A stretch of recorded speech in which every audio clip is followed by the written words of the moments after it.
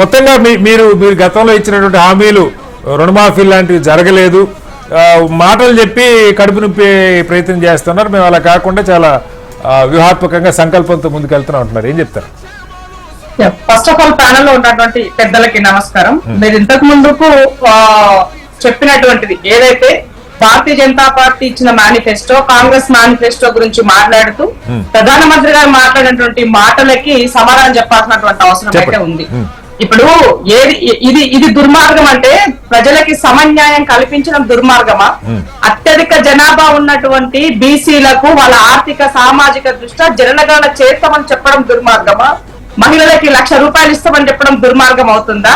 ఇవాళ రైతు పండించినటువంటి పంటకి స్వామినాథ కమిషన్ బేస్ చేసుకొని దాని ప్రకారంగా పెట్టిన పెట్టుబడికి 50% యాడ్ చేస్తూ దాని యొక్క ఏమంటారు ఎంఎస్పీ కల్పిస్తూ దాన్ని చట్టబద్ధత ఇస్తామని చెప్పడం దుర్మార్గమా? యువతకి 30 లక్షల ఉద్యోగాలు కల్పిస్తామని చెప్పడం దుర్మార్గమా? ఇవాళ యువతకి మినిమం వాళ్ళకి ఒక ఎంటర్ప్రినర్ తయారు చేయడం కోసం వాళ్ళకంటూ ఒక బడ్జెట్ ఏర్పాటు చేసి చెప్పడం దుర్మార్గమా? అంటే వాళ్ళ దృష్టిలో ప్రజలన్నా ఈ సమాజం అన్నా తాడిత పీడిత ప్రజలన్నా కూడా పురుగుల్లాగా వాళ్ళకి కావాల్సిన వాళ్ళు ఎవరు? పెట్టుబడి పెట్టే వాళ్ళు, వాళ్ళ పార్టీ పేరుకి డబ్బులు ఇచ్చే వాళ్ళు మాత్రమే వాళ్ళ దృష్టిలో భారతీయులు.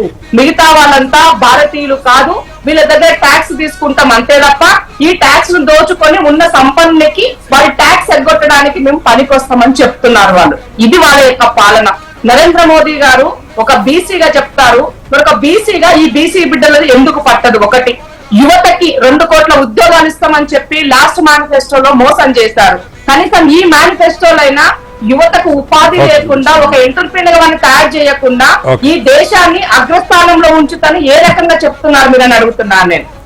అగ్రస్థానం అంటే అది కాదు ఇందిరా గారు, ఇక్కడ వారు చెప్తున్నది పదే ఏంటంటే దేశం 3వ అతిపెద్ద ఆర్థిక వ్యవస్థ అవుతుంది అంటున్నారు. కానీ అట్ ద సేమ్ టైం దేశంలో తలసరి ఆదాయం ఎలా ఉంది, నిరుద్యోగిత ఎలా ఉంది, లేకపోతే ధరల పరిస్థితి ఎలా ఉంది అన్నది ఒకసారి ఆర్థిక వ్యవస్థ పెరిగితే ఆటోమేటిక్ అన్ని వచ్చేస్తాయి అన్నది. బట్ అది రాదని ఆర్థిక మాజీ గవర్నర్ చెప్తోంది.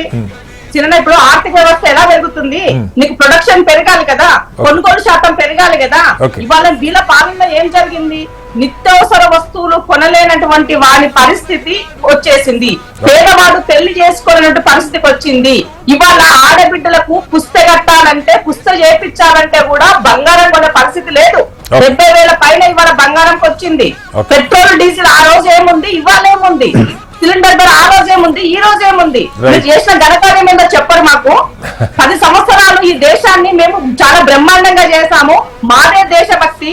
ఎదుటోడని వ్యతిరేకించినట్లయితే వీళ్ళు దేశ ద్రోహులని మీరు మాట్లాడుతున్న సందర్భంలో ఇవాళ ఒక కామన్ ఉమెన్ గా నేను అడుగుతున్నా, నువ్వు నాకేం ఇచ్చావని అడుగుతున్నా, నేను నా ఇంటికి ఏం వచ్చిందని అడుగుతున్నా. నేను ఇవాళ నేను ఒక సంచి పట్టుకొని కూరగాయలు కొనాలంటే కొనలేని పరిస్థితుల్లో నేను ఉన్నా. ఒక కామన్ ఉమెన్ గా నేను అడుగుతున్న ప్రశ్నలు వీటికి సమాధానం చెప్పండి. అలాగే అమ్మాయి లాంటి వాళ్ళు కోట్లకు పడగలుగుతున్నారు, ప్రపంచంలో నెంబర్ 1 లో ఉంటున్నారు. మరి ఒక మారుమూల ప్రాంతంలో ఉన్నటువంటి వారు ఎందుకు ఒక పట్టణ ప్రాంతాన్ని కూడా రాలేకపోతున్నాడు మీ పాలనలో? దాని గురించి చెప్పండి. లాస్ట్ ఎన్నికలంతా ఏమంటారు, పుల్వామా ఏమంటారు ఉన్నటువంటి ఘటన దేశభక్తి పేరుతో దొరికినారు. మళ్ళీ ఇప్పుడు ఇవాళ చేసింది అందుకే అంటున్నా, వీళ్ళు తెచ్చినటువంటి సంకల్ప పత్రం అన్నది కేవలము ఇవాళ రాజ్యాంగాన్ని రద్దు చేయడం కోసము వాళ్ళు చెప్తున్నటువంటి పత్రంగా చెప్పాలి తప్ప వాళ్ళకి ఎక్కడ చిత్తశుద్ధి లేని ముమ్మాటికి ఎవరైనా తప్పు చేయని భారతీయ జనతా పార్టీలోకి వచ్చేసి మాకు బాండ్ల రూపకంగా పార్టీకి ఫండ్ ఇస్తే వాటి మీద కూడా మాట్లాడదు, వాటి మీద ఎలక్ట్రల్ బాండ్స్ గురించి మాట్లాడారు, వాటి మీద కూడా డిబేట్ కండి చేద్దాం.